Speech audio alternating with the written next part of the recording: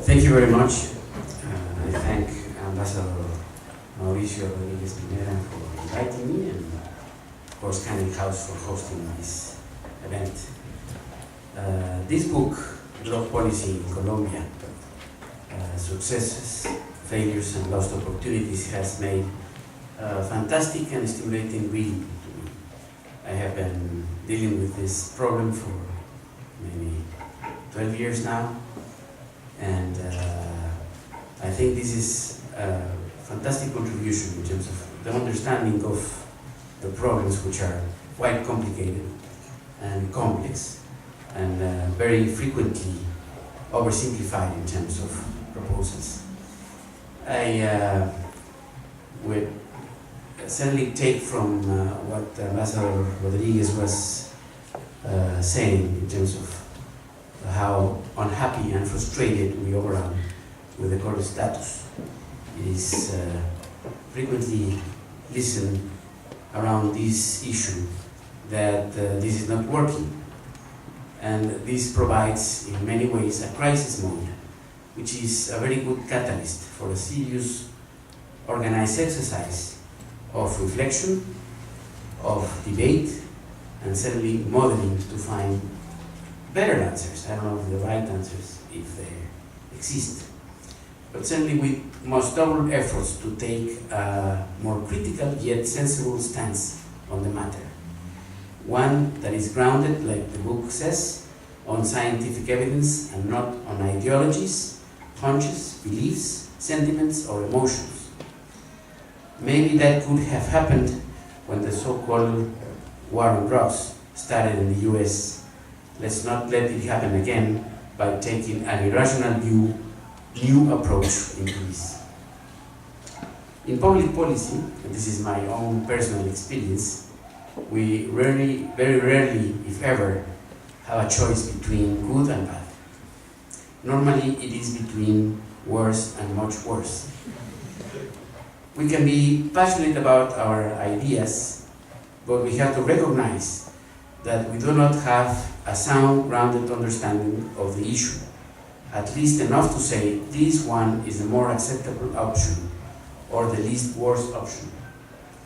Any combination of policies around drugs will have trade-offs and unwanted consequences. There will be no definitive answers or policy approaches. They will have to be assessed, reshaped, and adjusted conceptually and particularly in their implementation. One should put the question before us if the objective is to end drug trafficking, in the sense that this objective is achievable, but is it to give ordinary citizens the right to live in peace in their spaces, in their communities, with their families, more opportunities and more and certainly less violence. It is important to take note that even though the book main focus is in Colombia, the authors have also emphasized the global nature of the problem. In the degree to which the international community acknowledges the argument, important breakthroughs on this problem will become available. Right now, things in terms of the reflection of the international and security communities are focused on terrorism, non-proliferation, and more recently cybersecurity, but not necessarily on organized crime and the ability of organized crime of destroying institutions and nations. The challenge of drug trafficking masks and fuels something more profound. Organized crime, which is not local but international in scope and structure, is certainly the issue to be taken into account. Like the Colombian and Mexican experiences show, it is also critical to react timely and address the issue fully. Other countries have not done so and must do so at the earliest. This is a threat that can never be underestimated. This is a very stubborn threat. Without a doubt, one of the most relevant parts of the problem is that its complex nature cannot be approached unidimensionally. It needs a holistic approach. This also requires that the institutions are sound and behave accordingly. Institutional build-up, I think, is absolutely essential and central to have a strong state in order to deliver security to citizens and combat organized crime at the same time. Colombia is the most relevant proof of this. There is no dilemma here. We do not have to choose between one or the other. Both are achieved through the creation of strong institutions.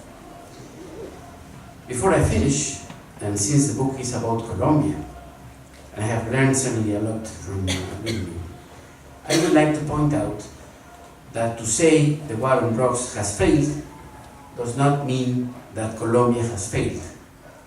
This is neither only nor mainly about the amount of drugs produced or the prices on the streets of New York. It is about asking if Colombia is today, as it is, a much better country than 25 years ago. Colombia was a fragmented state, dominated by several armed powers that challenged the state, far before drugs were even an issue. Justice and security institutions were weak or non-existent. If we compare the Colombian circumstance in terms of institutional build-up, society integration, public international perception, and of course economic growth, Colombia is today unquestionably a much better country than it was before this effort was initiated.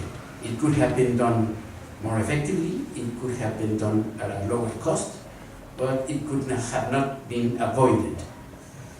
I once again take the opportunity to congratulate Daniel Mejia and Alejandro Gaviria for this timely publication.